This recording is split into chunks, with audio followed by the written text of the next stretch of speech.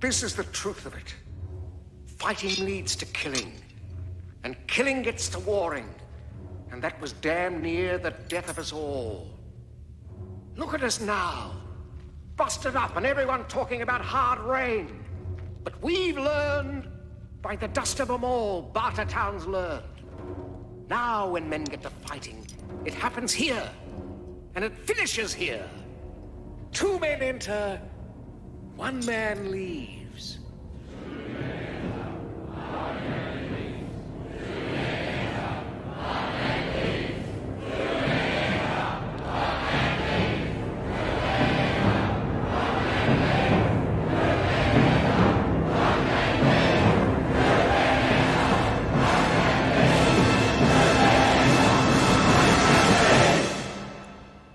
And right now, I've got 2 men.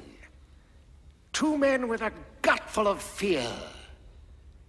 Ladies and gentlemen, boys and girls, dying times here. He's the ball cracker, death on foot.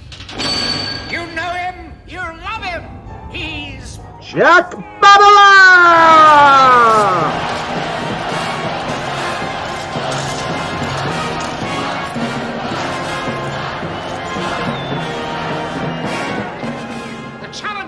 direct from out of the wasteland. He's bad, he's beautiful, he's crazy. It's Phil Douglas!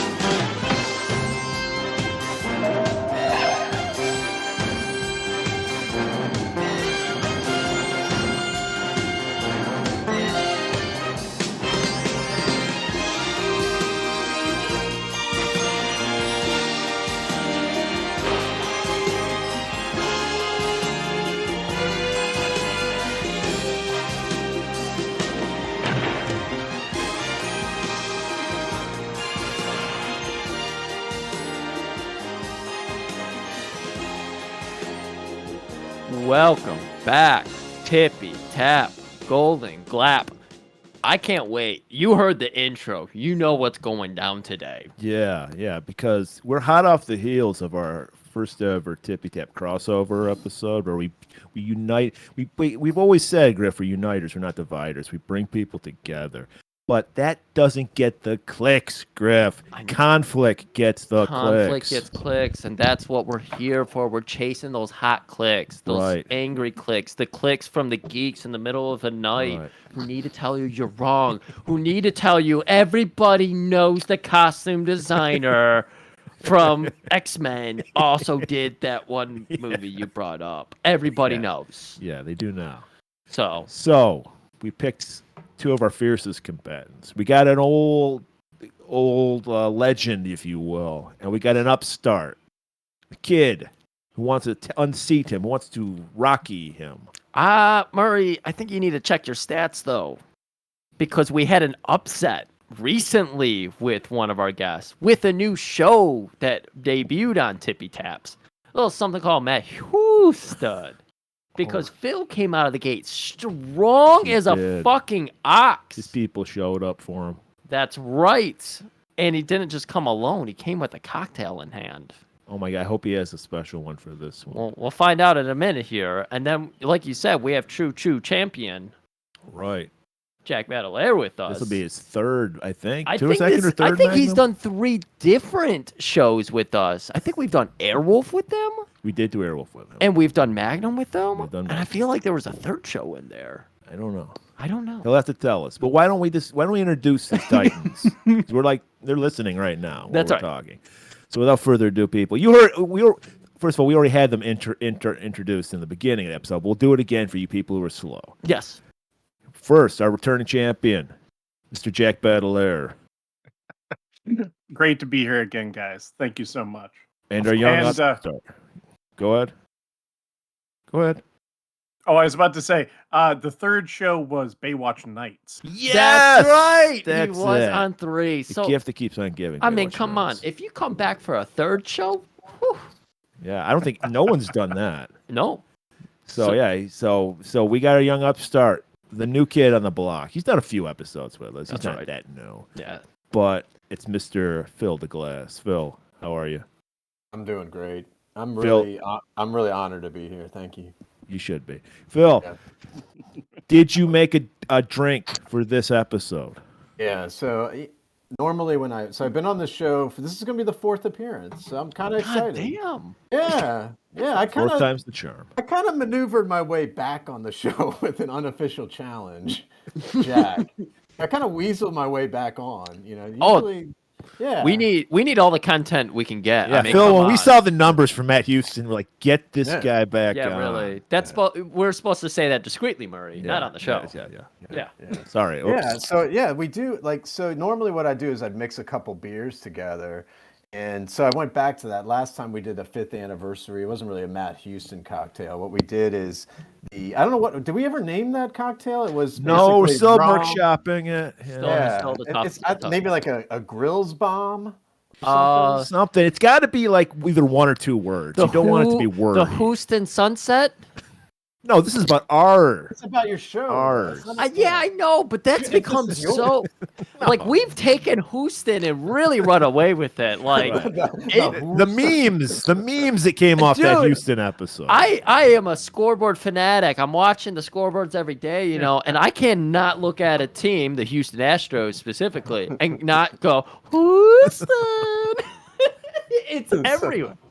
I think it works. I just think it works. So we did a couple beers, very very very simple.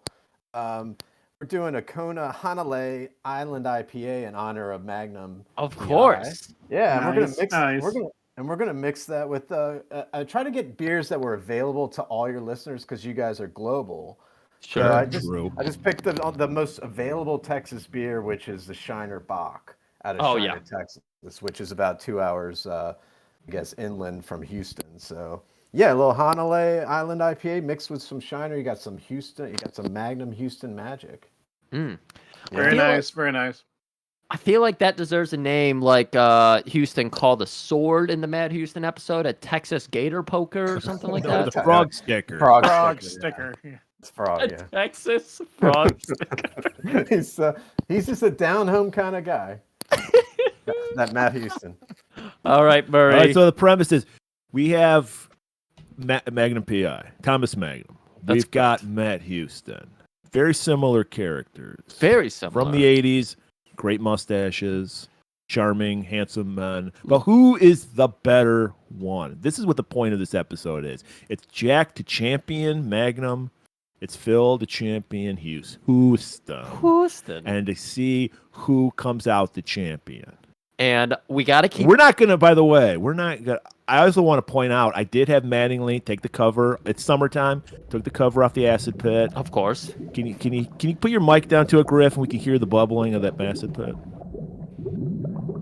It's beautiful. That's a beautiful pit. sound. I It love just it. sounds so much better in the summer. We haven't air, used too. it in so long. Right. I mean, I hate when the leaves get in there, but then again, it sounds like a they just pool. burn them away. Yeah, that's the burn great away. thing about acid. I know. Whatever you put into it, it burns away. I think about that all the time. I just watch. So no pressure, but somebody might be taking a bath.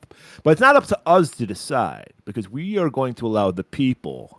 This is the last bastion of democracy is Golan-Globus Theater. Of course. This is where your vote really counts. Right. So we're going to let them decide. We're going to release one episode this week, tally up all the votes for that week, and then the next week, tally it up, and we will have a victor. But how do we keep it fair? Are we choosing who goes first and who goes second? We are going to let the Lady Fate decide that. We are going to flip a coin to decide who goes first, and whoever wins gets to decide whether they go first. They want to start Just out like strong. football. If you win the corn toss, you could decide if you The kick corn off or toss and the coin toss. not. We're off to a bad start. 9 hours to go. So yeah, there's a lot of thought process goes into this. You might want to go. I want to go right away, but then you got to think. Maybe I want to play cleanup. Maybe I want to scout out my opponent first and see where they're coming from. So phase 1, coin toss. Phase 2, debate stage. We're gonna have them tell us what's good and what's bad, and then the counter is gonna come from the champion of their show. And then we'll get right into the episode. And then we'll get into the episode, and then you'll get the flip flop. All right. Well, without further ado, I'm gonna flip this coin. It's gonna annoy. Oh, good. I'm glad you caught that. Wait, you didn't say who was heads or tails. You didn't make anybody. You didn't do any. No, you got to reflip it. Do it again. Who our champion gets called heads or tails. So Jack, heads or tails, and you got to trust us. Okay. I'm going with heads. All right. It's heads. Jack, are you going to gonna go first, or are you gonna go second? I'll go second. Ooh, I like. He's deferring. Yeah. All champions do that. This is why Jack's our champion. Master the mind game. Right. He's trying. You see, I think what he's trying to do is he knows that Houston that's the latest Tippy-Tap, so people are probably they might be tired of it. Yeah. So he's waiting. He's gonna make them just fervor for that fucking Magnum. Just that's why he's the champion, Griff. That's right. It's it's not just about physicality. It's about mind. So as I discussed in our phase scheme here, Jack, you have to start us off here. You need to tell us one thing you liked about our Matt Houston episode we went through here, and you have to tell us one thing you didn't like about it. Okay. I like the fact that it's a pretty well done bottle episode. I always like seeing bottle episodes of TV shows and like how they handle it and what they do with it, and just like Can you explain what a bottle episode is for our fans? Because we know. A bottle episode is basically an episode of television where they reduce the locations to pretty much one space. Sometimes it could be one room. Sometimes it could be one building. Sometimes it could be one, just piece of scenery. But it's to reduce the costs and logistics of the series, to try and just like keep things simple. I feel like it's kind of fun on the writing too.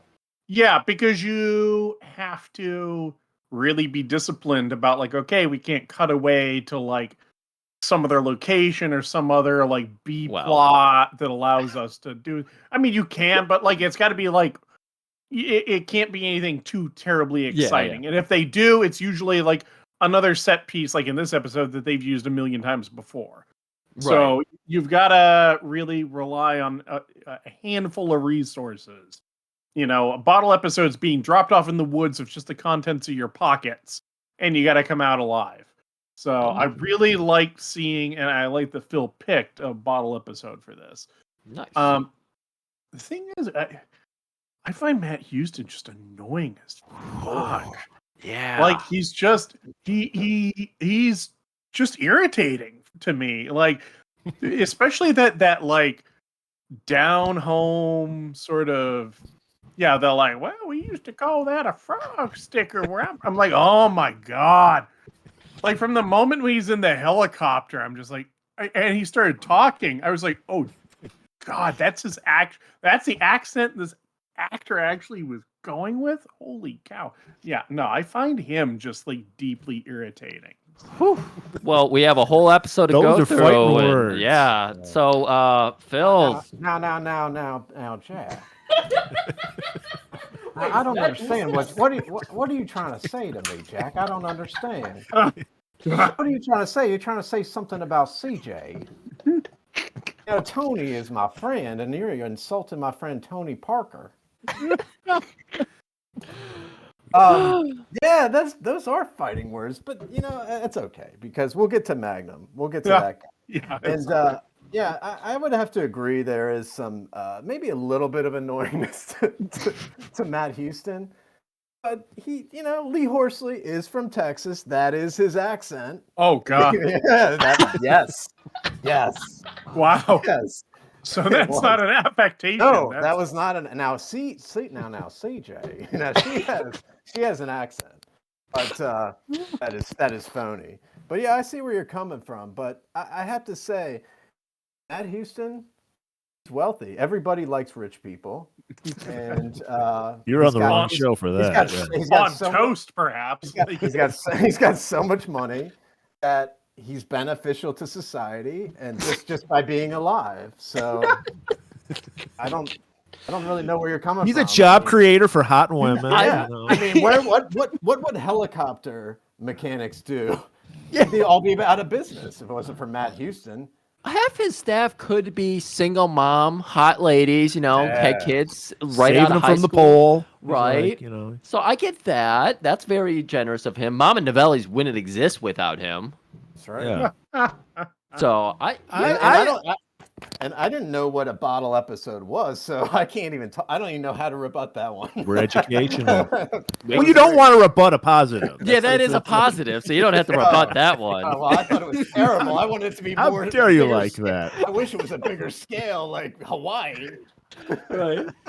So, of course, you could go back and listen to our previous episodes where we kind of got the intro, but we'll try to summarize. We're starting with Matt Houston, and this is the hardest one for me to summarize because we've done 2 episodes, and I know Matt Houston has an amazing business. Yes, he's a son of a rich guy, right? Yeah, and it was a football star because there's a Heisman Trophy in his house. I saw that.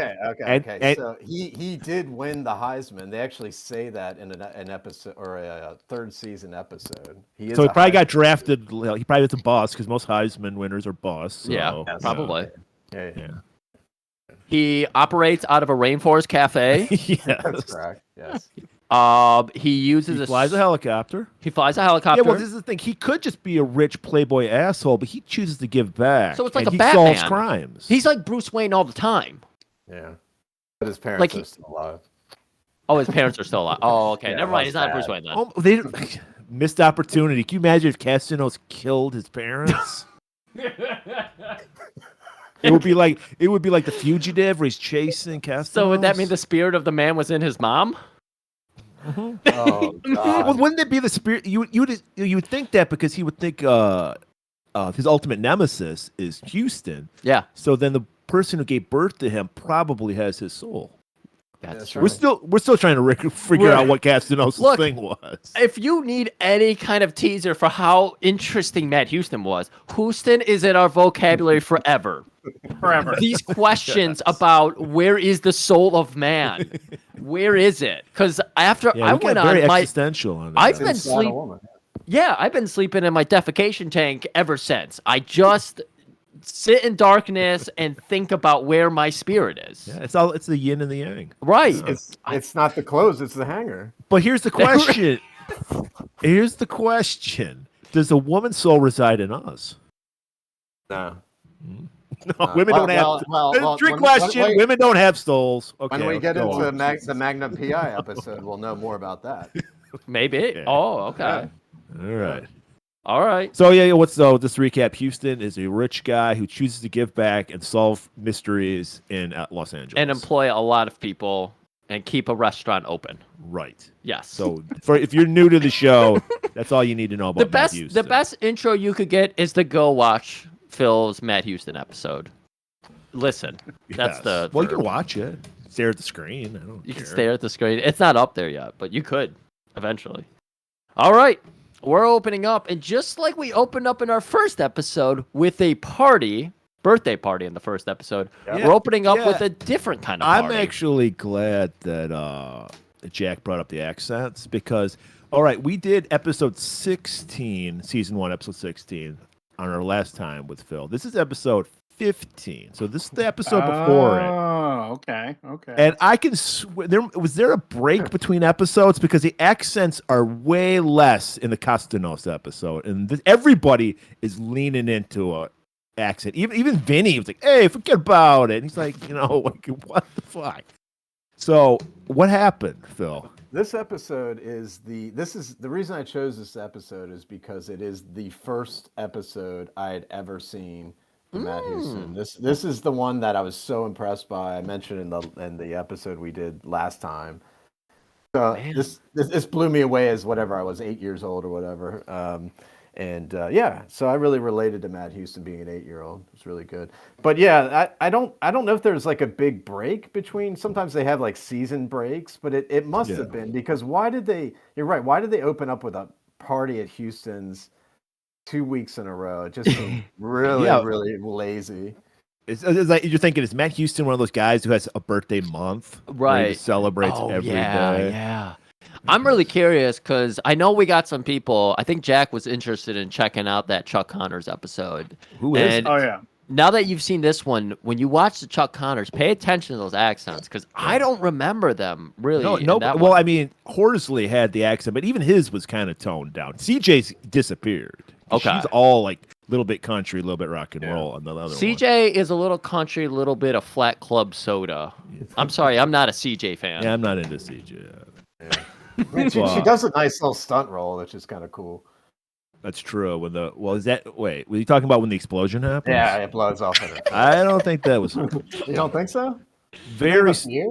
Oh my! We will get to the Star Trek fight scene later on in this episode. All right, we're one sentence into our notes.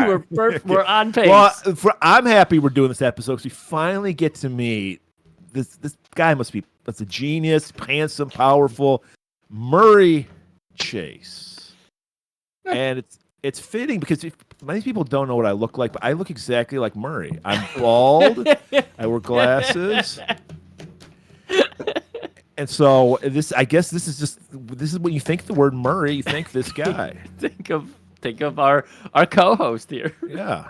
I mean, but he is wondering, man, what is Houston doing? Why did he send me a Murray telegram? What is Murray's relationship again, Phil? He's the business manager for Matt Houston. He calls himself a vice president, I think is how he introduces himself. But yeah, he handles all the business, but mainly all that is getting Matt to sign documents that he doesn't read.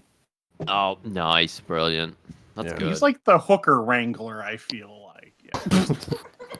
Or he gets rid of the bodies. Yeah. Because you notice at the end of the episode, he just writes off some bodies.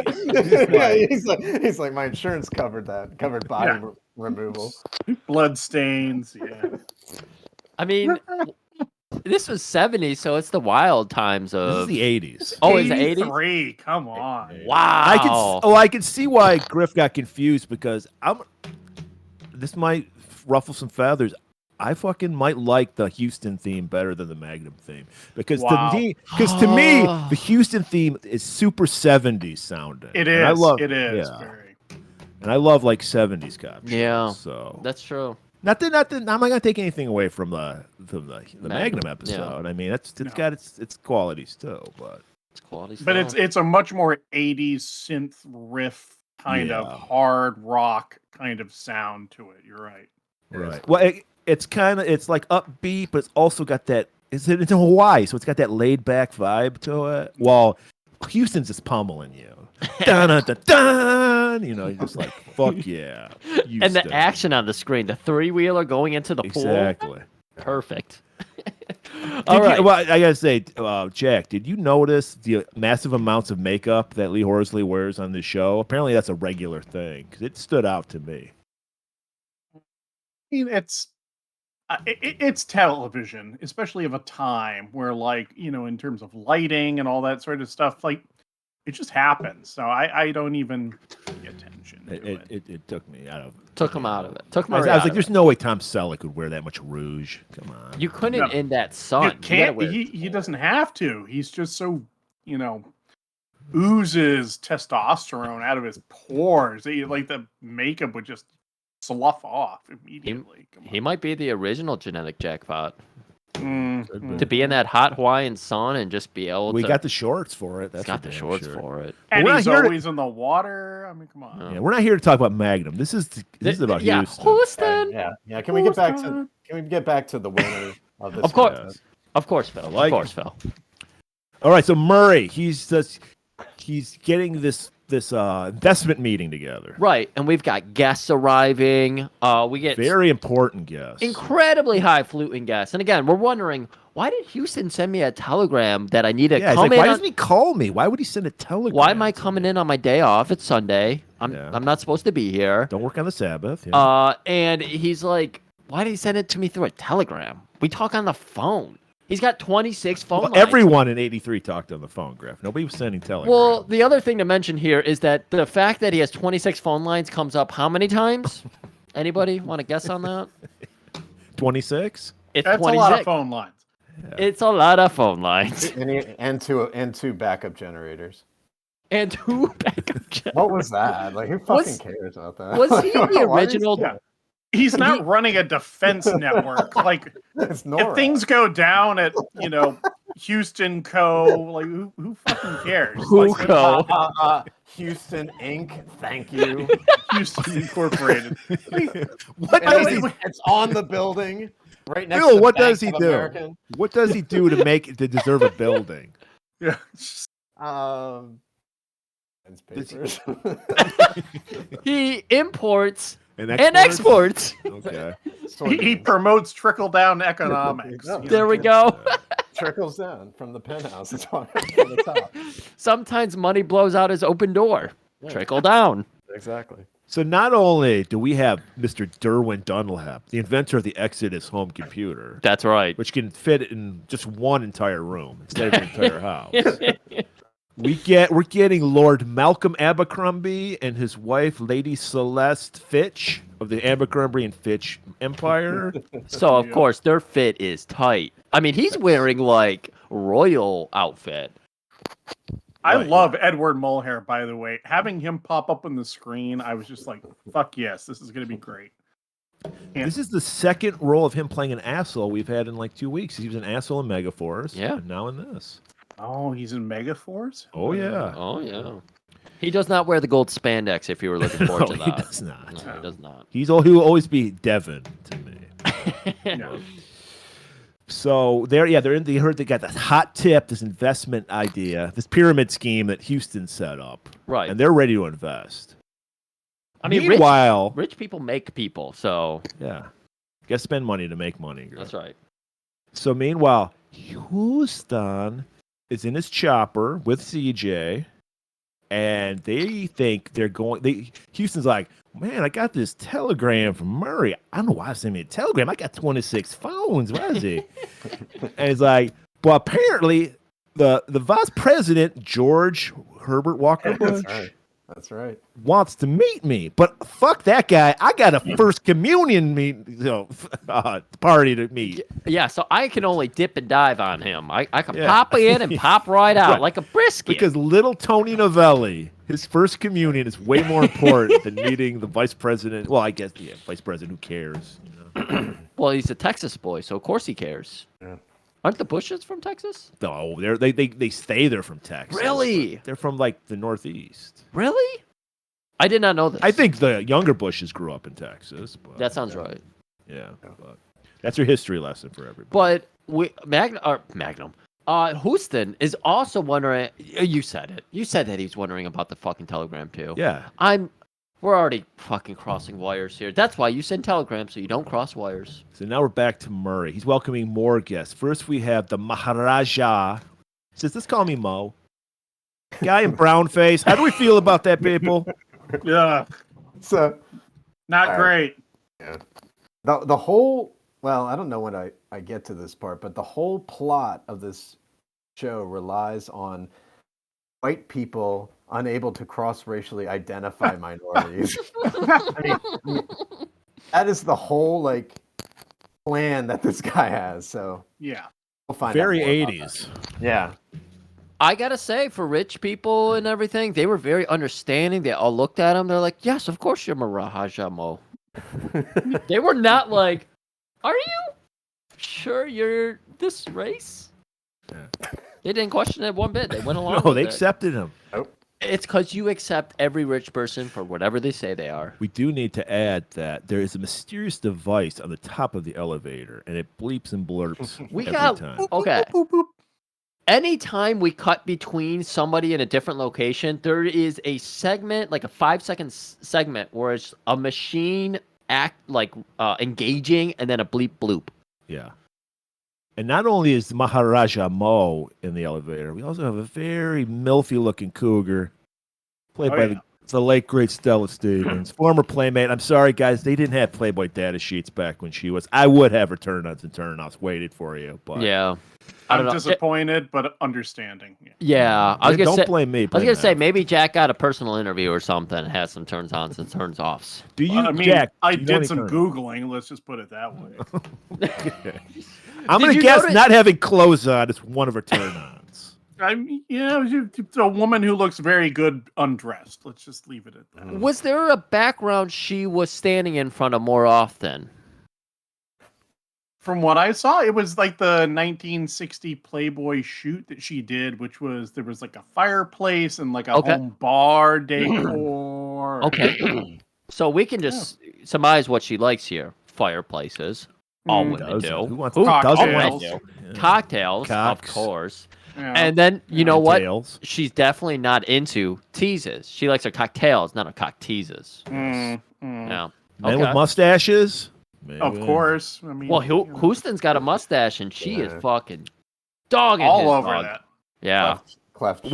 Wasn't she a Bond girl? Was she a Bond girl? I'm remembering that wrong. I think she was. I think she was a Bond girl. I forget which movie though, but she was. So she's playing the character of Clover McKenna. Very sexy name, Clover McKenna. Is she attracted to any rich man, or did I read wrong that she was kind of into Mo? Oh, she wasn't a Bond girl. She was in The Silencers. So she was in one of the Matt Helm, Dean Martin movies. Okay. Yeah, I don't see her in a Bond movie. Going through the IMDb. And of course, she's the mother of Andrew Stevens from the classic Bronson movie, 10 to Midnight. Yes. So she arrives. There's immediately heat between her and Lady Celeste. We don't know what's going on. Women issues. That's it. You put women in together in a room, they're automatically fighting. Guy talk right here. We get along. You put two women together, you never know what's gonna happen. Well, cat fight's gonna happen. So, the doors on all the stairways. Nice throat clearing right into the mic. That wasn't me. It was Griff. Oh, I'm sorry.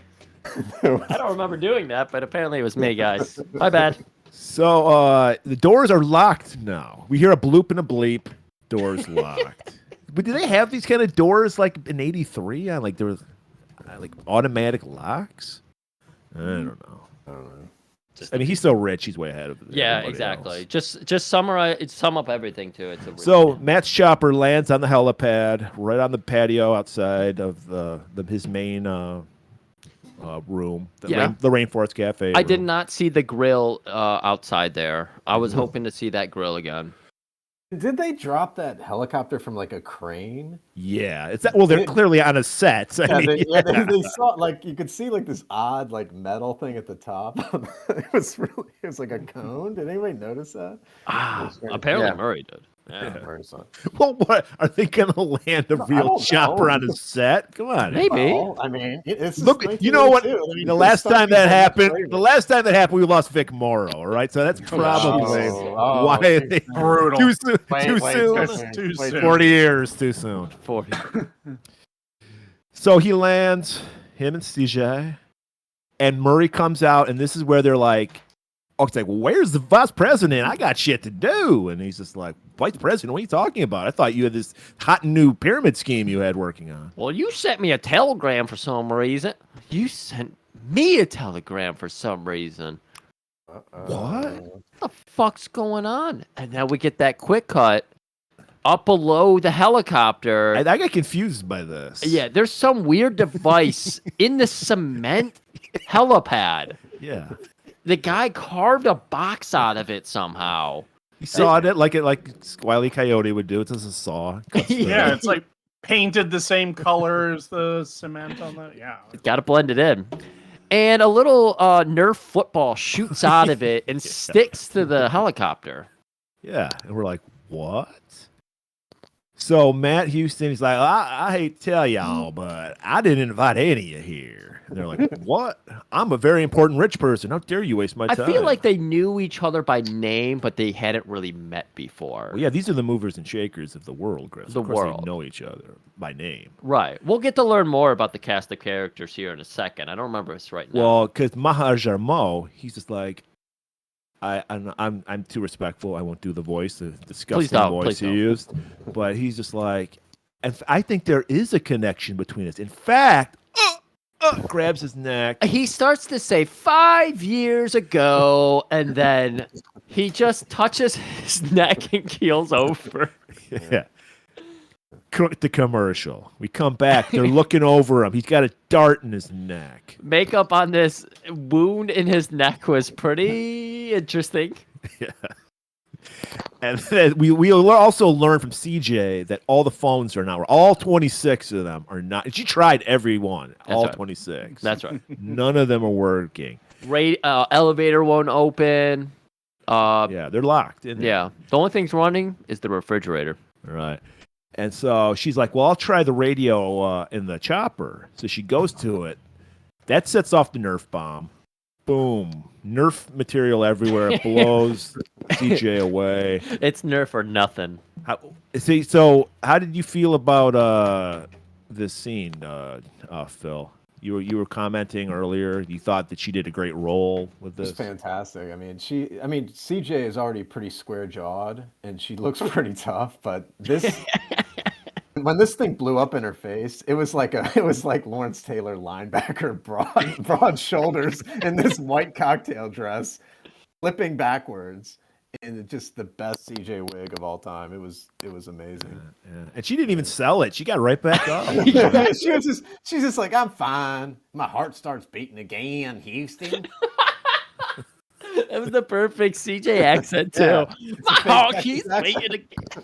So there you have it, people. No way to communicate. The chopper radio is blown. They can't even fly the chopper. I just love that a bomb went off in her face and her hair is still. Well, 80s hair had a lot of hairspray, so okay. I don't know. I was gonna say it's not perfect for me, but it's what she was going for. Yeah. Say that much. So Matt goes, I think we're trapped. Bump, bump, boom. Cut to Mama Novelli's, the mother of his best friend, I think, Phil. Yeah, the Lieutenant Vince Novelli, who's a lieutenant in the police force, and they're associates. They become close friends. Yes. Okay. And so Mama Novella runs the restaurant and makes sure everybody's fed, even Bo. Right. That she's every Italian mom cliche rolled into one. Right.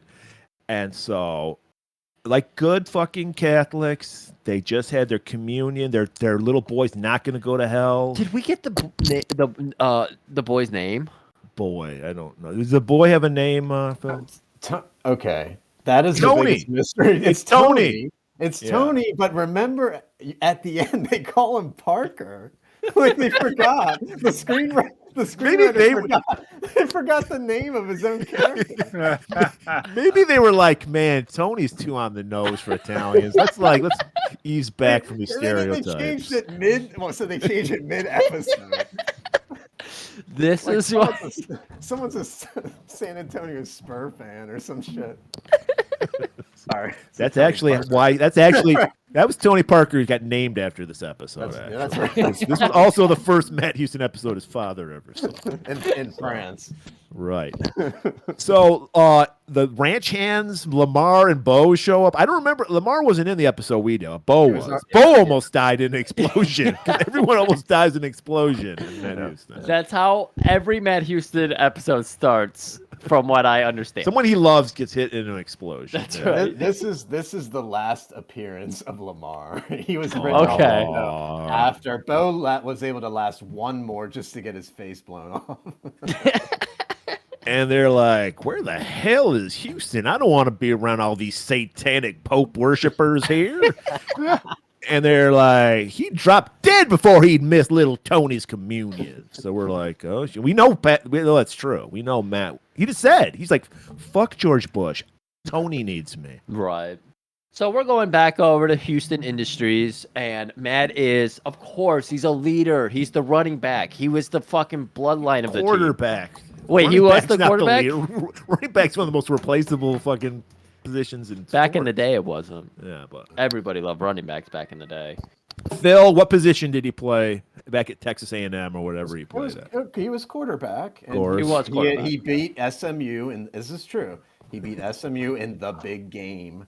65-yard pass, last final seconds, and ran in a 2-point conversion to win. That's how he got the Heisman. This is true. It's on the first episode. They explain all this. So they're thinking of ways, how can we get help? Because they're like on the 50th floor of this high-rise. Right. So Derwin, the nerd's like, I'm just going to drop paper airplanes with SOSs on. Right. Smart. Right. So he's just out there in the background throwing paper airplanes. Right. And now to really put our guests' feet to the fire, how are you getting us out of this situation? We're in a trap room. Golan-Globus Theater is trapped. How are you saving us in this situation? This might be the birth of escape rooms. Yeah. I can tell you what I would have done. Please. If you recall, what does Matt Houston's penthouse have in it? A rainforest? Besides the hot tub, rainforest, hot secretaries, nerdy grills, business managers. 26 telephones? It has backup generators, but it also has a gun case. Are you telling me there's no ammo in the entire? Why didn't they start shooting like the Bank of America? They would have had the cops. Because no, Phil, we're in America. No, that would not happen. People will be like, "Oh, that's just America." It's true. If we were like in France, yes, that would be the easiest thing to do, you know. But I stand corrected. And by the way, none of those guns have been shot in 100 years. We actually get payoff for that. Yeah, Jack, how are you saving us? This is part of the test. Yes. I would use some of the upholstery and other textiles to fashion some sort of rope or line, and then descend down a couple of floors, shatter the window, come in, and then take the staircase down. Very diehard of you. I like this. Okay. I love that. But I got one more. Okay. Oh. Why Extra didn't credit. they take the Green Man Alishi's body, or whatever his name is, the Maharishi? Oh, and with the two-prong crown? Why didn't they just take with the two-prong crown? Sorry. Jill Priest for us. Take his body, his dead body, throw him over the side, and the episode's over. We're going diehard again. Aren't you forgetting it? We're in America, 1983. A brown body splattered on him. He's not brown. Nobody cares. They go, just another homeless man, and they would walk right by him. Wearing a tweed jacket. I was just going to say, there is in fact a scene where the cop says, I saw a weird guy in a tweed jacket I had back in high school. It's very cool. Well, CJ's plan is I'm going to flash SOS with a flashlight. Because a storm's brewing. Yes, a storm is a-coming. And Murray is, of course, left to entertain, because Murray, of course. Right. You're an entertainer. Yeah. What movie did you go out there and tell him about? I would probably sing with my beautiful voice. You would sing? Yeah. I thought you would do like one of our episodes. Maybe too. Yeah, maybe do like Commando. This reminds me of an episode of Magnum. Let me tell you about it. This reminds me of a book I read. A little foreshadowing. So Maharaja Mo is announced dead. Clover can see that Celeste is disturbed. Even though she's had to trot horror, she's got emotions. And right. She's just like, she sees someone in many sex workers are empathetic, and they can see when people are hurting. They have to read emotion. They have to play off emotion. Right. They have to understand when, you have to get into the sexual acts, or if they need to be worked into it. Like, they know how to get the money. All right. So she goes to Celeste to comfort her. It's less like, you whore, get away from me. She is straight venom. So we are in a Clue situation. Yeah, that's what it's adding up to. And I immediately said, this bitch did it. I'm always feeling like white women of rich status are guilty. So, I already came into this knowing she Karen, did yes. it. Yeah, she's an original Karen. Does anybody else have suspect already? I thought Costanos. And when the very next scene, when the phone rings and there's hysterical laughter, I'm like, yes, I'm right. It's Castanos. I thought it was the nerd. Actually, I thought it was the computer guy. Yeah. Okay. Phil, do you remember when you were watching this at 8 years old? Like you had to be. Was this? Did you realize like it's Clue? Yeah, I thought. I realized it was. I don't think Clue hadn't quite come out. The movie hadn't come out. I think it was '84. But yeah, I think that I was just 8 years old, and I just let them tell me who they thought it was. So I thought it was the Brigadier. Oh, of course. You know, it was Edward Mulher. Yeah, Macrombie or whatever. Abercrombie. So that's who I thought it was. The phone rings, hysterical laughter. I'm thinking Castanos. And then the player piano, which apparently Houston, he's a very classy guy. He's got a player piano. It's hooked up to his computer system because he's high tech. Yeah, and it starts playing the funeral march. Why wouldn't it?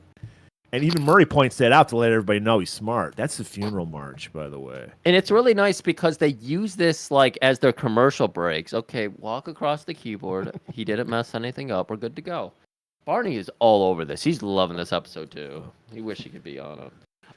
So we go through a commercial break. We come back, and CJ's out there with the flashlight, and that bitch knows her SOS. She knows. We see the storm. It's really fucking brewing. We're in a skyscraper after all. We're scraping the sky. So the thunder's right among them. Matt goes to Murray. He's like, "Look, Murray, you got nothing to worry about here because I'm supposed to be a little Tony's communion, and they know I'm going to show up. So when they don't see me, Vinny's going to send some cop cars over here, and we're going to get free." And then outside, we have the girls bickering over Clover's marriage. like making a drink behind her. She's just trying to make the best of the situation. Right? That's all you can do. Stay calm in, scary situations. Making herself a drink, trying to be cool about the situation. But then it's got to come up because there's always the bitch who's like, it's not fucking womanly to open your legs and enjoy dick. I believe that's what she said. I've heard. It's my like mother poetry. told me that. Yeah. Yeah. Okay. But I think Lady Celeste said that in more like of a refined English accent. Oh, do you have a fine English accent, Phil? Got that for us? Go ahead, whip it out. I've got to. No, now I sound like Bannister from the other episode. Hello. Yeah, I feel like I have to read this quote that I wrote down in the notes because I think it's actually brilliant. Because Clover's making the drink, and she says, "Here's to marriage, a female plot to add to man's responsibilities and subtract from his rights." She is. And then Lady Abercrombie says, "What would you know about marriage? You never had the decency to marry any of your lovers." And Clover fires back with, "Maybe I've got too much decency to marry any of them," which I just love that she knows what's what. She's like, nah, I'm not going to be marrying any of these dopes. Like, I'm too decent a person to enter into that enterprise. And Clover, and even okay, we'll get to it. But she basically admits that she's fucked everyone there except for Derwin.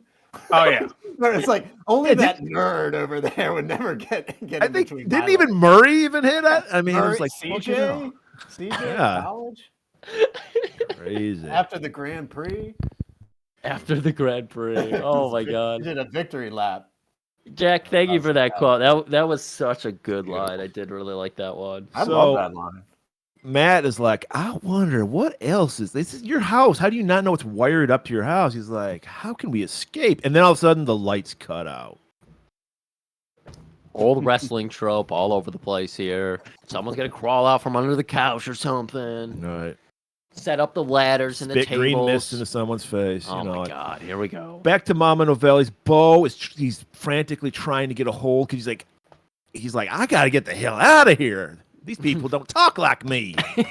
and so he's trying to get a hold of Matt. Matt's not answering. He's going over to, I believe you said his name was Nicholas, the son of Mama Valenti. Tony, Tony, of course. The grandson. Well, is this Vinny's kid? I don't know if it's Vinny's kid or it's his Vinny's nephew. Oh, I was thinking of Vinny. Okay. So he goes over to Vinny's. Tell him, I'm trying to reach Houston's place, but all 26 of his lines are busy. And he's like, relax. Drink your drink and relax. And he starts sipping on his drink. Vinny walks away, and he's left with some old goober guy. Lamar. I was gonna say Leyland. And he's like, what do you think this drink is? Wine. I loved it. Yeah, but I popped for that. why did Bo like? What was the point of him taking his slice of pizza, and just slapping it on the wall? He's frustrated. I mean, yeah. That's just disrespectful. I'm sorry. I've done that out of frustration. Have you? Oh, okay. All right. It takes you to a scary place. Walter White threw a whole pizza up on his road. And he was very frustrated. That was his own house. That was his own house, too. So CJ gets some candles. Matt is like, well, I got an idea. How about y'all? Apparently, one of us got to be the suspect. Right. So why don't y'all empty your pockets out and let's see what you got there. Ladies first. See, he's with me. He's like, I know Clover. She's all over everybody's pie. She doesn't want. I thought he was with you because you like to go through other people's property. Yeah, maybe Murray. No, but he suspects that fucking Lady Celeste. He sized her up. Celeste twice. empties out her bag, but then a note drops out. She picks that up. And then the great Southern boy that Matt Houston is goes, Madame, don't worry about that. I'm not looking for a note. That could be what he's looking for. That could have very important details. Clover is ready for the full body search, cavity search. She's like into it. Yeah. So she's like, it's like empties her vibrator, of course, industrial lube, everything a young woman on the go needs. And Matt's like, see me later. Okay, so like you said, Matt allows her to keep her note because we have still 20 minutes left of this episode. So right. We can't finish it. We can't have a big clue this early on. The guys empty their stuff out, typical guy stuff, slingshot, pocket knife.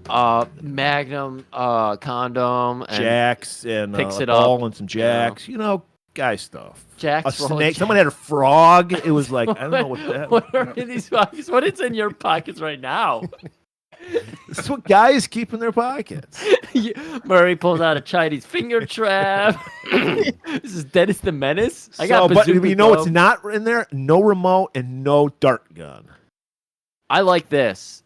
He's very trusting in all these guys with jackets and pants that have each of those guys has 12 different fucking pockets on each of them, and he's just like, empty your pockets, boys, and they just pull out a couple of.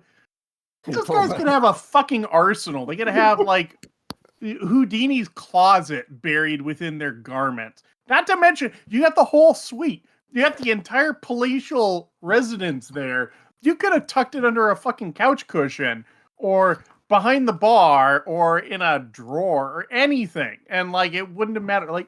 What idiot's going to keep that one incriminating piece of evidence on themselves the entire time? I didn't get this, and I like that you bring up, what could they have hidden under there? Because think about what we're going to cover in the next episode.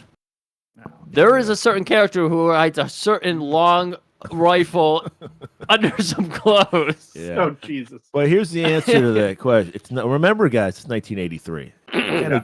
Kind of gay to have to frisk a guy. So that's why he's just like, I ain't touching his... Well, Murray, I guess that was invented in the early 90s when I was going through grade school. The no homo, because that's all you had to say. And then you could do anything gay you want. Exactly. That's the caveat that allows you to stick your finger up a guy's ass and then you fondle the balls. You're like, no homo. You give you a little reach around here. You do it through a hole in the sheet, or you say no homo first, then you do whatever you want. It's totally fine. Sorry, they don't Pride do Month. that on the old Houston ranch. Okay? That's right. So Matt's like, hey, people, how about this? Whoever killed Mo, step up, please. You do the honorable thing. And so while they're doing that, Malcolm is checking out this dart. He's like, "Oh, this I know this toxin on this dart. It's only available in Central Africa, on the Congo." How does he pick up this information? Because he tastes a little, Griff. He rubs it between his fingers and he tastes. Okay, I missed that. And he's just like, "This can only be found in Africa. I was there one time. It was pretty cool." So, and they're like, "Well, you did it then." Everyone's gawking at him like, "Whoa, yeah, that's guilty." And he's like, "What? Just because I was in Africa doesn't mean that. Because I have an extensive knowledge of blow dart toxins and their application." Right, really. And then Matt's like, "Well, maybe you're right, but someone's going to take over the computers of this building here. He's got to be some kind of nerd." Derwin? That's right. And Derwin's like, "Look, just because I'm a nerd doesn't mean I want to kill everybody." And he's like, "You know what? I'm going to go work on that radio in the chopper." Matt's just like, "You know what? I don't think you did it. In fact, you're going to go fix the radio in my helicopter because you like wires and coppers and knobs and stuff like that atop. Get out here." What accent is that? What is I felt cat on a hot tin roof. This is my life every Saturday. It felt silent enough, so I heard myself and I was like, "Oh no, where did I go? At least it was in America. What have I become?" So Derwin, he outfoxed Matt because he's like, "I didn't do it." So he's like, "Well, maybe he didn't do it." So then he goes back to Malcolm. He outfoxed him. "I didn't do it." So Malcolm, how does this story come up that he met Maharaja Mo? Like he met him as a child? Because I think did they bring up the 5-year thing? He was like, "What is the connection between all these people?" He's like, "Well, I did meet Maharaja Mo when he was a child. Years ago in India." It couldn't have been 5 years ago. I think Malcolm just offered up this information because he wanted to incriminate himself more. They were already just.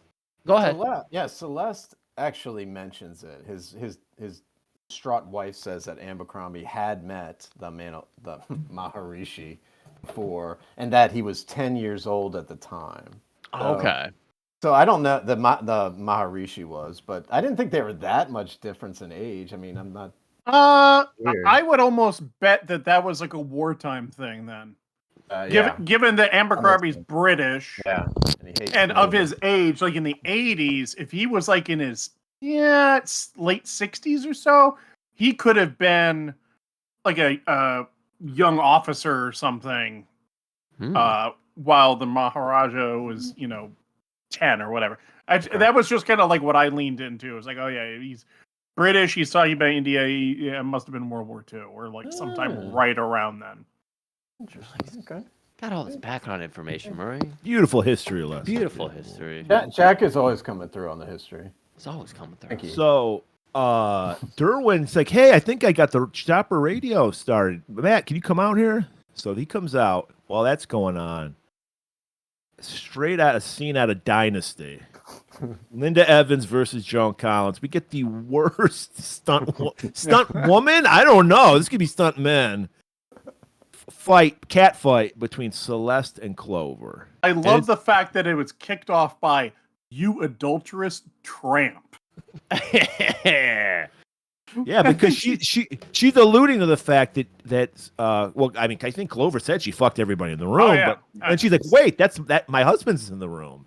So then she remembered she had a PTSD flashback, of course, and then all hell broke loose. Yeah. So we get a very long, very Star Trek-esque stunt person fight.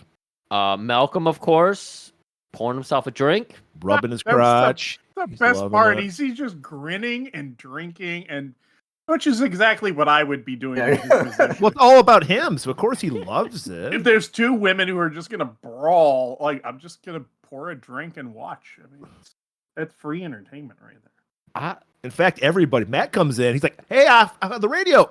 What the hell's going on here? Everybody walks in, even CJ, when she walks in, she's just like, "Oh shit, is that a girl fight?" And everybody's watching it.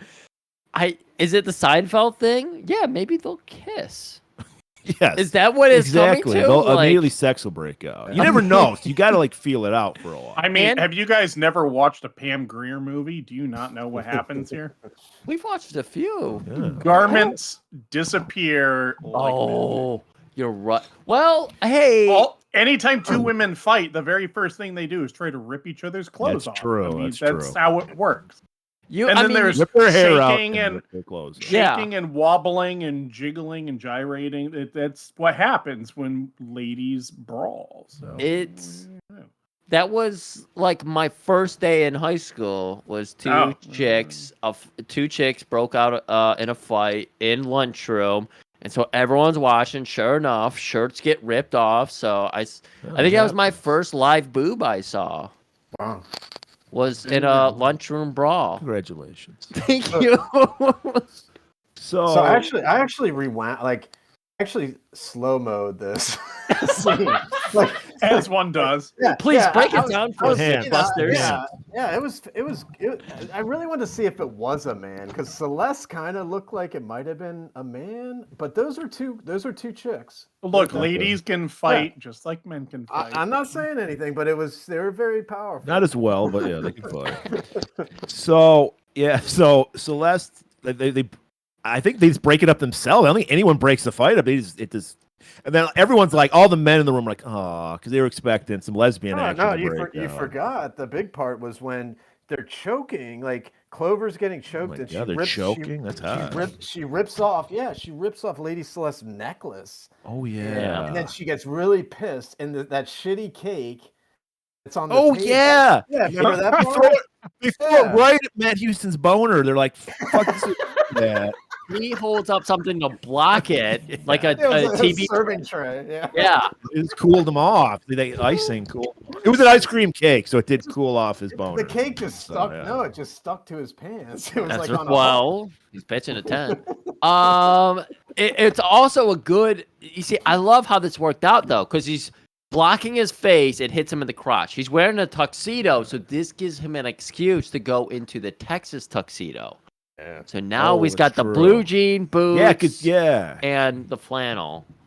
He's getting ready for that tussle later. Yep. So Celeste fixes herself up. Is like, well, I never. And she goes to walk out, cool off on the balcony. As soon as she hits the doorway, boom, electrocuted. That's right.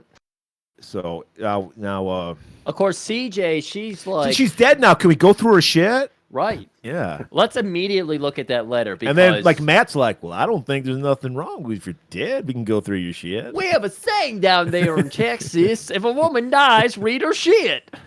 And read her shit, they do. That's right. It's like that movie, The Quick and the Dead, when the gunfighters get killed and they just take their boots and their clothes. And no one's seen this movie, I guess. No. I like it. Yeah.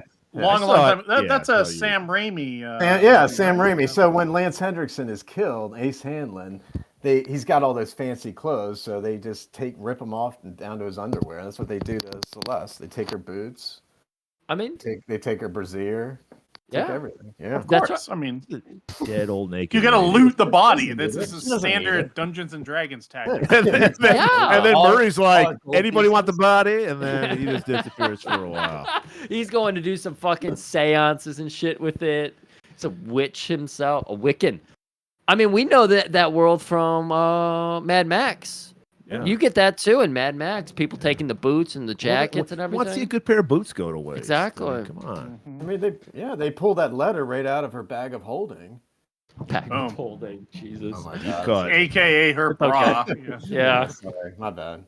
Limitless. Did they read the note out loud? I don't remember. No, they did a commercial break. So she's looking at it, and Matt's like, "Huh," and then leaves. So then we cut to the bar where Malcolm and Clover, apparently they were scheming all along to get rid of Celeste. Right. Because she's like, God damn, I wanted her to get rid of her, but not like that. I wanted to be the one to kill her. And all that money. Right. So what we learn is that Lord Abercrombie is really, he's no lord at all. He's broke. He's a kept man. He's living off of this woman. Of course he is. That's how it always is. I just want to say, because we talked about it before, who we thought the murder victim, the murderer Suspect? was. Yeah. I still think it's her. I know she's supposed to be dead. I still think it's Whoa, Lady Celeste. I know. That might come into A play dead later person on. couldn't possibly pull this You're off. right. You're No. right. I But know she could have hired someone to pull it off. It could have been anything. I just know these All I know is white Clover's rich ready to pull it honkies are off. up to shit. They always are. So Derwin, being the nerd, he has to investigate the doorway. Apparently, a force field was. What the fuck was that about? Like, couldn't it just been electrical thing? No, there's a force field here. Yeah. Did he? Yeah.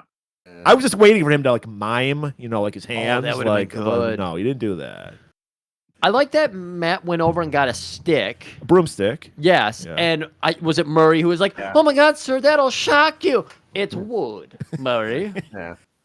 Yeah. You went from like Southern Why- almost yeah. British right there. Like, it's wood, Murray. A world traveler. So he tests out these tripwire force fields, and sure enough, it's real. It's the whole field. It's the whole door. It's not like a light beam. Like Yeah. I was like, they could have at least done like a Star Trek thing where they had like the force field for like the cells they have on the Enterprise. You're supposed to blow smoke into it or something. Yeah, that could work. Yeah.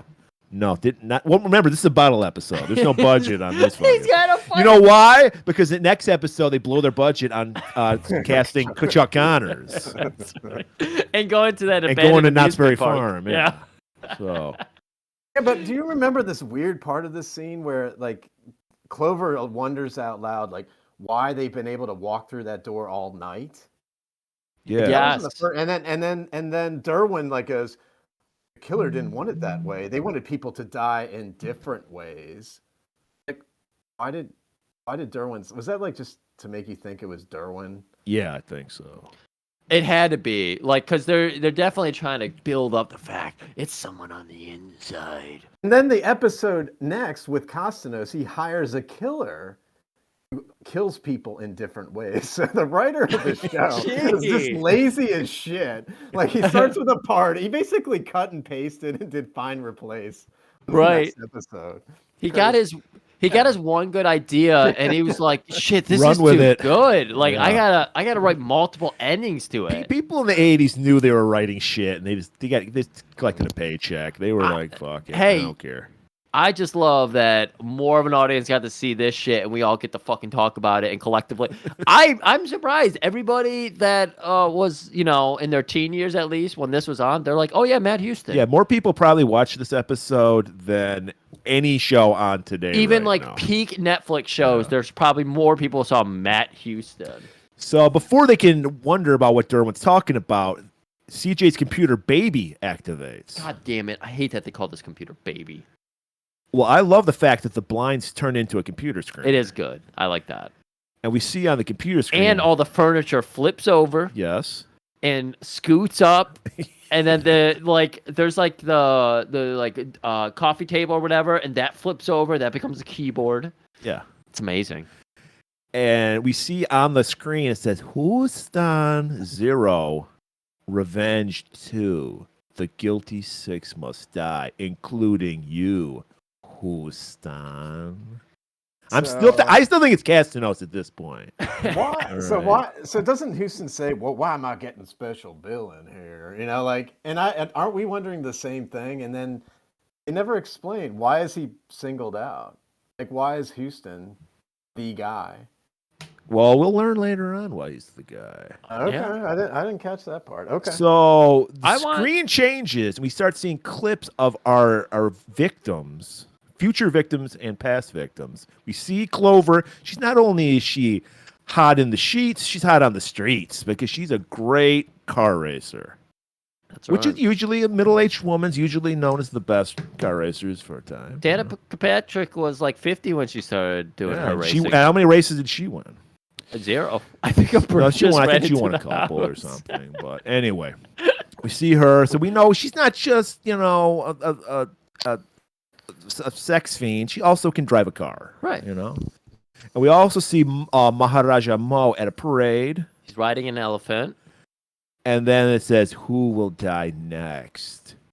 Now, I think this is a very important point to stop. We got a little bit of teasing from our killer and everything now. Jack, where are you at on this episode? How you feeling about it? Are you engrossed in the mystery? It's getting interesting at this point. It's getting interesting. Okay. I was starting to think that the person was definitely in the apartment at that point. Mm-hmm. It had to have been. Like one of the people we've been introduced to? Or if it wasn't, that they were somehow like hiding in the suite. Right. I was into it. But it really does get hilarious with the whole controlling of the computer and having it beep boop beep and throwing up all the little clips of the video footage and things like that. I did laugh later on when they're like, okay, let's enhance the footage. Oh my god. That's my favorite part. That's the best. I love it. That's straight out of Blade Runner. Enhance. At least Blade Runner was in the future, like this being 1980s. Well, he's a rich man, so he probably has access to things we don't even know about. Blade Runner. Megaforce probably gave him that computer. Baby is highly sophisticated. What do you say? So CJ's pissed. Nobody puts her baby in a corner. So she goes to like, I'm gonna type a mean letter to this person, and then don't you touch that keyboard, lady. Well, she touches it once, and a prompt comes up on the screen. Touch another key, and you die. And she's like, fuck that. No man's going to tell me I can't touch my keyboard.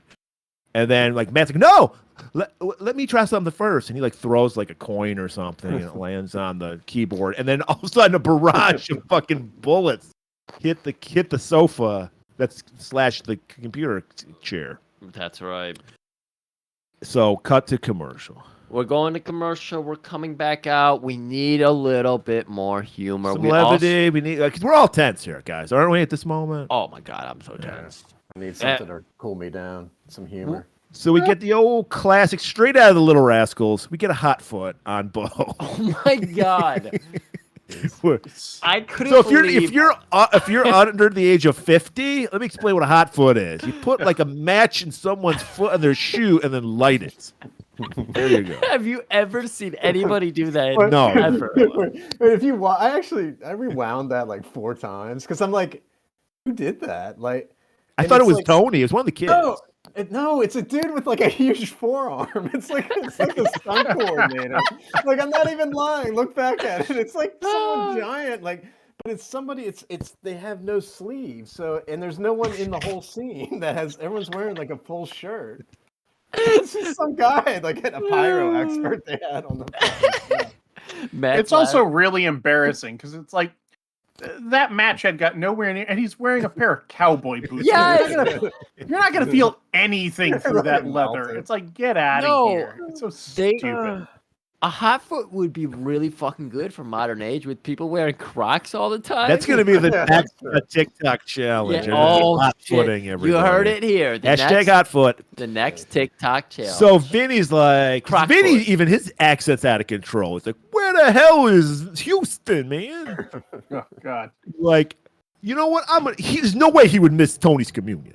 So I'm going to send a patrol car over to Houston Industries, see what's going on. Now, back at Houston Industries, Matt has he's gone up, he's traced back where the bullets came from. He matched the trajectory. He's got the red like string. Wait. Before you say anything, you need, Jack, you saw it. Did you name the gun before they said it? Oh, yeah, I picked it out. Yeah. Okay. It's my superpower. Well, now everyone's on the edge of their seat. What is it? Oh, it's a Sterling submachine gun. You could tell by the angle of the magazine and the perforation around the barrel shroud. We know that. Look, even at that 320p resolution television, look. I have a few special qualities, and one of them is being able to eyeball guns on television and movies, and it's a Sterling. And it becomes this like plot point, like, oh, it's a British submachine gun. Therefore, it can only possibly be Abercrombie, and not the fact that Abercrombie's being set up by someone. Well, yeah, only a British person can operate a British machine gun. We know that. It's the only possible solution to this thing is that, It's like a Judge Dredd lawgiver. You're only the person who owns the gun. But it's like any time anyone gets killed on TV and it's like, was shot by a 9mm. There's so-and-so carries a 9mm, therefore it must be him. It's not like, oh, yeah, that's right. That's the most common fucking handgun round on the planet. Could have belonged to literally anyone, anywhere, at any time. Yeah, it's got to be that guy. Yeah. But not only does... Go ahead. No, I was just about to say, they've only made like hundreds of thousands of Sterling submachine guns and exported them all around the world for decades at this point. Therefore, the only possible conclusion, it's the one guy in the room who happens to be British who's the one who killed him. Well, he is very proud of his British heritage. So it is true. And when you add it up with the next clue they find here... Oh, yeah. You know, now it's like you have that excuse, but then it's like, oh, shit. This wasn't even the decor of Houston's place, and he didn't realize it? Yeah, well, Houston's place is kind of like a Bennigan's or like an Applebee's. It's just like it's a shit everywhere, like everywhere. Oh my god! Half Rainforest Cafe, half Bennigan's.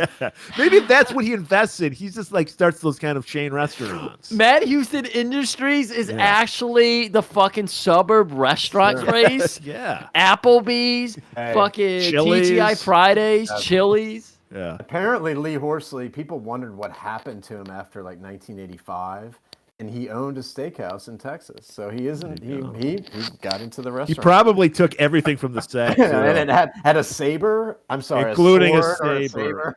Yeah. Okay. Here's a question to Jack.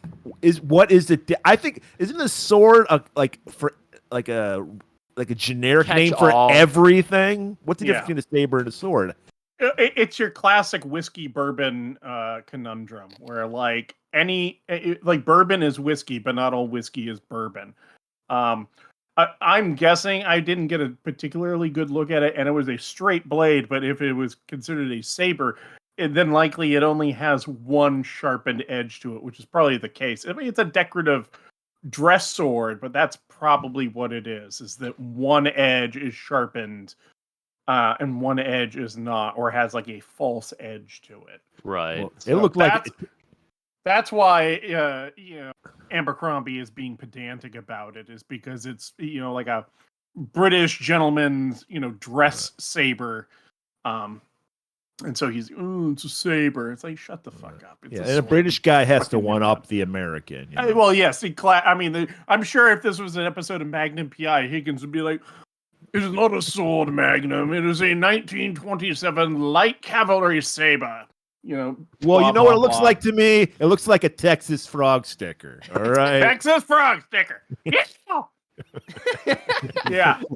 But there's more to this frog sticker than meets the eye, because there's a monogram on the blade. I love how Houston comes across this too, because he notices it and he does it slyly. So I thought he was going to discreetly try to get this information, but he just goes, "Hey Malcolm, what's your middle initial?" And Malcolm just gives up his full name. He goes, "Oh, that's interesting. That's those very same initials right here on this blade." What the hell is that? Yeah, what the hell is that? Papers. So it was MJ Michael Jehoshaphat Michael Jackson Abercrombie. And we were like, at this point, Matt's like, murder solved. British gun, British sword. The sword, by the way, it's never been used on anybody. But he's like, if it fits, you must not have quit. So he's like, you're it. Yeah. Everybody. Yeah. Like, what possible reason would Abercrombie have to bring his fucking dress saber and just randomly stick it on the goddamn mantle place next to the gun that he supposedly installed? Again, one of these idiotic moments that anyone with half a brain would be like, this makes absolutely no sense whatsoever. Someone is obviously setting Abercrombie up as the fall guy for these murders. Instead, they're all, like you said, case solved. We know who it is through the preponderance of evidence. And it's like, no, you dipshits. You're obviously being played. All right. I mentioned in the beginning that I did think it was when my 8-year-old brain. So you were like, case fucking closed. I was right there with Matt. I was right there with him. Like, saber, gun, affair, letter. Oh, the letter. Don't forget. Yeah. Well, yeah, because Malcolm says, well, why would I kill the woman I've been mooching off of for years? And then CJ's like, well, according to this letter, the letter to a divorce lawyer, Celeste is ready to kick your ass to the curb and take all her money with her. I like that Celeste was just carrying that around with her. She just liked the power. She probably just had a meeting earlier in the day with her divorce lawyer. Oh, you think so? Maybe Okay. she was going to she was going to hear about this great investment and go, too bad you're not going to be a part of it, Abercrombie. Oh, she really wanted to put him up there in a uniform and everything and be like, oh, yeah, by the way, take the elevator. You're out. And then Matt's like, well, why did he try to stop her from leaving when she walked into that trap? So Malcolm, he's like, Malcolm's starting to think he did it. He just goes to sit at the bar with his head down. He gets the fucking sword down, too, and he's just like, don't, everybody, stay away from me. And he gets the sword out, and Matt's trying to tell him, Saber. Excuse me, Saber. Yeah. And he's like, put the sabre down. Put the sabre down. It's okay. We're all friends here. We're just trying to figure this all out, too. We know you didn't do it. But you got to put that fucking sword down. Let's note, by the way, that he throws it down onto the floor in front of the bar, putting it well into the room that they're all in. Just make a note of that for a few minutes later. That, like, it's not like he's putting it on the bar. He's not, like, sitting it next to himself. He has actively thrown it away onto the floor, like, well inside the room. Well, when we're working... I didn't notice that. I didn't notice that either. Because we get interrupted by Baby again. That's right. Still in the dark, Houston. Here's a clue or two. We see Derwin at an award show. Okay. I want to say this real quick. Yeah. I paused on both of these prompts. These prompts come across the still in the dark Houston. Here's a clue or two. Come across in 2 screens. And they capitalize all the first letters except or. And I was like, what does this mean? And I spent 10 minutes studying this. I was like, is there a clue? Is this an anagram? This is 1983. Yeah. You're not that What the hell? sophisticated. This is a spelling error, is what it was. Yeah. I was literally like, shit, I gotta do this. I gotta figure this out. Yeah. And You're thinking you're watching 2000 TV. This is 80s TV. Right. Dumb as shit. Right. I'm thinking it's Stella Stevens because she's the only person that has a name who's like a suspect. Yeah. So that's usually what it was back Like in the day. Columbo. Yeah. It's always the guest star is the Exactly. killer. Yeah, okay. So we see Derwin getting award for Computer of the Year, Computer of the Year! We have that today. and then we get a shot of Matt's chopper. Yeah, you see in the background, but it cuts away because it's like the focal point of the shot was Matt's computer award. Derwin's computer award. And then it pulls away, and you see over Matt's shoulder, it's his chopper. So I was like, what the fuck is that going on? But no, we're getting distracted by Houston, and he's pulling us away from all that action. Clover looks away, and she screams out because Abercrombie, our main suspect, is impaled on his sword. Saber, I'm sorry. 8-year-old Phil is floored. It was And cool. And as we've told people a million times, because we've seen this a million times, if you're stabbed, it's impossible to make a sound. You don't scream. Silent scream. Silent scream. And it works again because he's just laying there dead at the bar with a sword sticking out of his chest. And of course, player piano strikes up taps. But is it for him? Or is it for us? So they're like...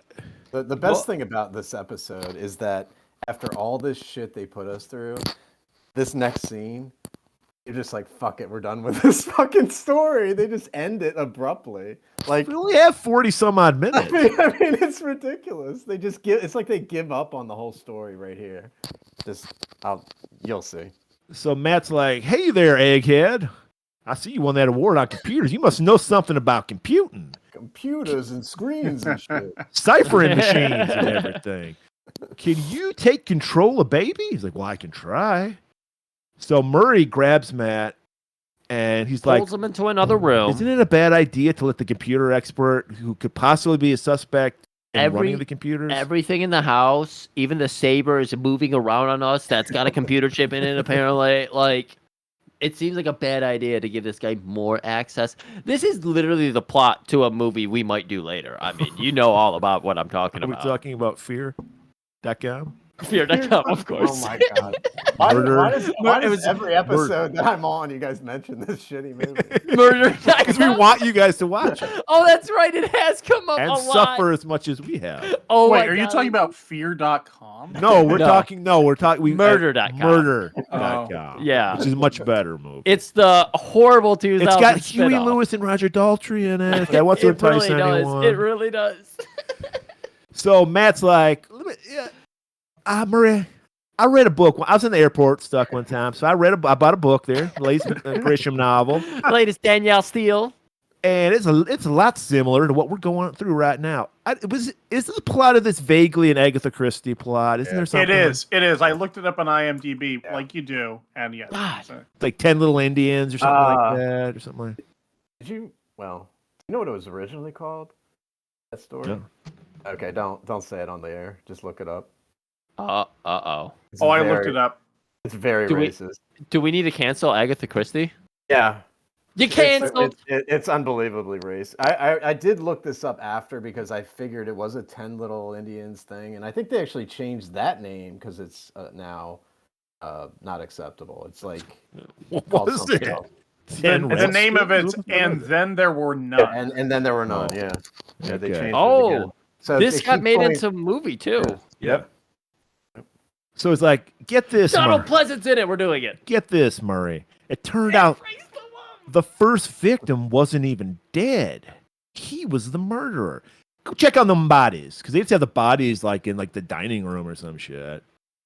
All right, quick cut. The party learns that we're going back to the party at Mama Novelli's. Oh yeah, we definitely can't say that. And Vinny sent a patrol car. The patrol car's come back. They're like, look, we tried to get in, but nobody was answering. Nobody's answering the phone. But hey, I saw this homeless guy in a gray tweed jacket. It looked pretty familiar because it was very strange. I had that jacket in high school. And Vinny's like, what? Why are you telling me this? Are you fucking kidding? If you see that man in the tweed jacket, shoot him on the spot and never fucking tell me about it. What the fuck is wrong with you? And then we get some more Italian stereotypes. You're the skin and bones that you need to eat. Have you had a meatball today? And he's like, I'm on a diet, Mama, but I'll be back later. All right, Derwin did it. He's gotten access to Baby. They're back in control. And Matt's like, can you play that footage back for me of the Maharaja? At the parade. And then he's like, hold on there a minute. That don't look like the Maharaja I met. Yeah, I barely even came across him. Most of my dealings were vocally transacted. But that's not the man I met. CJ. They're like, what are you talking about? He's dead. We saw his body. Not so fast, CJ. I want to do this motion with my fingers. It's like a zoom in. It's a pinch and pull. Could you maybe like pinch and pull this picture for me? Can you enhance? Yeah. Then they do a Blade Runner and they're like, pan 5 meters to the left. Enhance. They put the grid over it. They have a layout structure. Like, you see the grid work go over the Moha's face, and it compares the Mo's face. I should have never attempted to remember his name. I say Mohair for a second. Maharaja.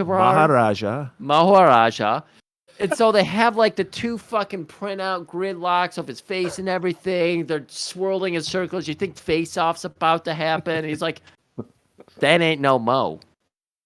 And that's pretty progressive for 1983 for a white man to teleport to Indian people. So, so it's not all racism on that show. Mo money, Mo problems.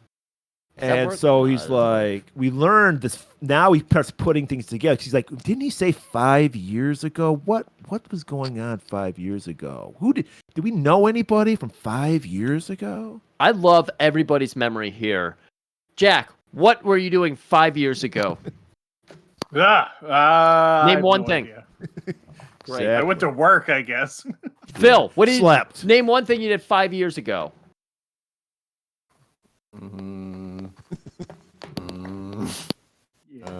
I know.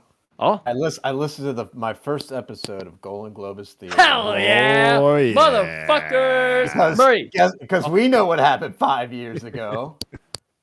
The Kaganagi clock block? No, your show started. Our show started 5 years ago. Right. Exactly right. 5 years ago. What was 5 years ago? I know exactly. I was doing a plank and I heard about blood sport. And I was laughing my ass off. I couldn't hold the plank because of you guys. Because of the fucking young Van Damme wearing a Giants hat, San Francisco Giants hat, and a fucking New York Giants jersey. Oh, thank you. Go back and listen to that, everybody. Right. Thank you, Phil. I didn't remember. That would have been a good bit for us if we knew to think ahead.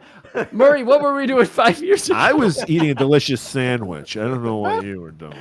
2018. Griff definitely was not eating a sandwich. Griff was going through someone's property. I was definitely into estate sales back then, and if you're a griffer, that's the best place to be.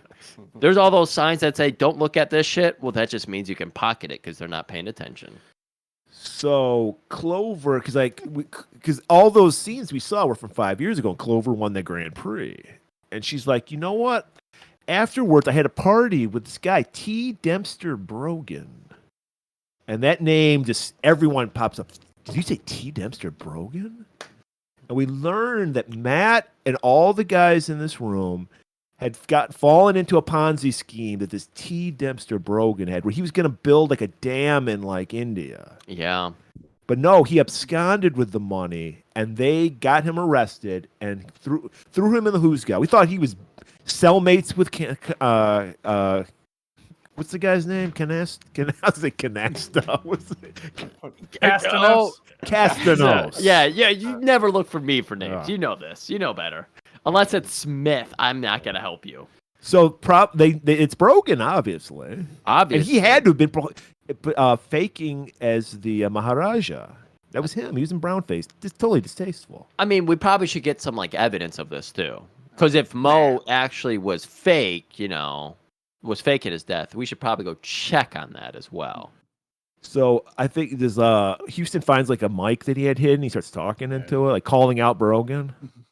Did he immediately do that, or did he, with Murray, go like, we should probably go check where we left the bodies? I think they do go check where the bodies are, and then he comes back and goes looking for a bug. Yeah, because all the bodies are missing, not just Mo's body. Yeah.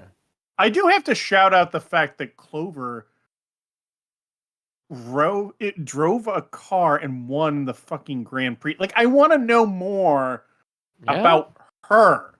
Like, she's not just some like gold digging floozy. Like, that woman is a award-winning race car driver.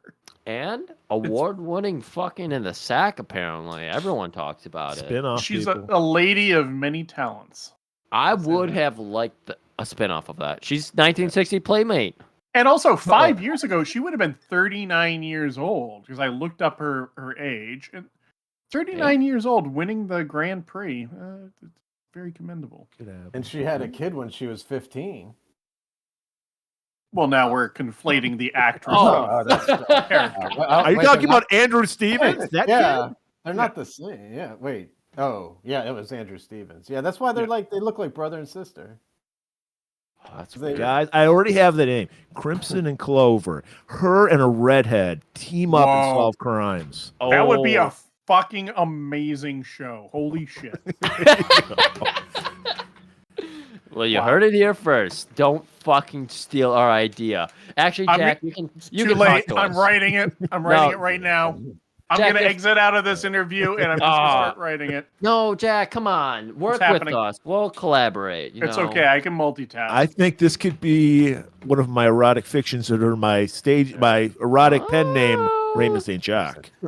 There you go. This would be the best female, like, flip 007 ever. Yeah. I love it. I love it. Clover's actually like this, globe-trotting woman of mystery who, races cars, knows karate, can pick out a fine wine. It all comes together. Knows a good business investment when she sees one. Absolutely. Even though this was obviously a trap, and she should have noticed that. So Matt calls out Brogan. He's like, we found you did it, partner. You were the Maharaja. And he also points out that there are ways, to fake your death. You herbs There's you can prescription drugs you can get, baby. I know, because you want to soma right now? Like this is, I've traveled. Like, he has football injuries, so he knows all the best Dr. Feelgoods. Yeah, we all know about it. Concussions, everything. Maybe that's why his accent is so strong sometimes and not existent other times. So it's like, here's the thing, bro. Why don't you just come out here and I'll write you a little check? We can end all of this. And then when Brogan hears that check thing, he hops in that elevator. Elevator opens. He's there with a gun. It's a Star Trek looking fucking alien device with a giant light on it. And then that's a gun. You know what a gun looks like. Though we forgot to point out, I love that they reused all the old Star Trek sound effects for computers whenever Baby was running. Yeah. It was like, that was good. It was a nice touch. It must have been owned by the same. What was it, CBS that put out Star Trek? Must have been the same company. I don't know. I thought it was it. I don't know. But so Brogan tells all the guests to get in the elevator except for Houston, and then everybody can go after I get that big fat check. So everybody's ushered out of the room. Matt's going over with Brogan, and he's like, I keep my checkbook right over here next to my Heisman. I was a football player. Do you know what football is? Let me tell you what football is. And he's lulled Brogan into a false sense of security. He thinks they're just going to bro down and drink a Budweiser. And suddenly, there he is bearing down on Matt Houston with those big old quarterback paws. He slaps the gun. Apparently, there was a hot tub in the floor. We didn't notice. In the floor, yeah. And so the gun goes in the hot tub, and they're wrestling around. There might be a ninja in there. He slams Brogan into that gun case. Yes. Brogan's like, you fucking fool.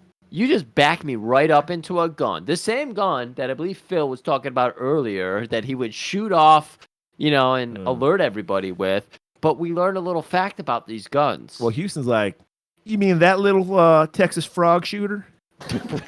My grandpappy, that gun ain't been shot since my grandpappy went coon hunting. and like, sure enough, it just doesn't go off. That's right. So like the football player he tackles him through a window out into the balcony. That's how you have to do it. Beats Zahn's the there fuck out of to him. brush the glass out of his head. So, all right, murder solved. Time to go to the community. Time to have that wrap-up scene. We got a commercial break, wrap-up scene. Everything's safe Little now. angelic Tony. He's still waiting up for Houston. He's still He's sleeping in the restaurant. He's holding this little cowboy book that Houston gave him because he loves cowboys too. Jack, is this touching or weird? I hated this whole B plot. This whole it's little Tony's communion. I don't care. I didn't care. Every time they cut to it, it irritated me more and more. Little Tony or Packer, whatever the fucking kid was named. I don't Parker. You're got football on the brain, Packer. What do you think? I'm watching Matt Houston. He's a football star. So he's like, I knew you would be here, Houston. I wouldn't miss this for the world, little Parker. And whatever your name is, he scruffs his head, And then Murray, then this is like the worst, most like Jewish stereotype where Murray's like, we saved money off of this. Don't worry. And they're like, what about those bodies? Oh, they're taken care of. That's a $50 deductible, and we save thousands. And everybody's going, what is he talking about? Because he was trying to tell him, no, we just got hung up at this other cool party. What is he talking about? Well, what he meant to say is $100 deductible. And then he puts a finger to his mouth. And freeze frame. Freeze frame. Wow. Wow. I don't know if we can top this. Is it possible? No, let's just end it. Yeah, we might have to. We're done. We're done. Put a fork in it. This episode's over. We're going to delay this beautiful Magnum PI episode for a third or second time, whatever we're at now. Wow. No. Inside football. We're not going to do that because that would be against the spirit of the Tippy-Tap crossover challenge. The first annual. That's right. Do we need to get last thoughts on this? No. Good. We need to give him his we need to give Jack his due, his time too. That's right. We need to end this. That's right. So you wrap up. Everybody, the audience, you're left with your feelings. You're left knowing how these two Titans fought it out over this episode of Mad Houston. And you're going to be joining us. It'll be 5 minutes from now for us. It'll be a week for you. And we're going to be enjoying every little bit of that week. And until that week comes, I'm listening, Houston.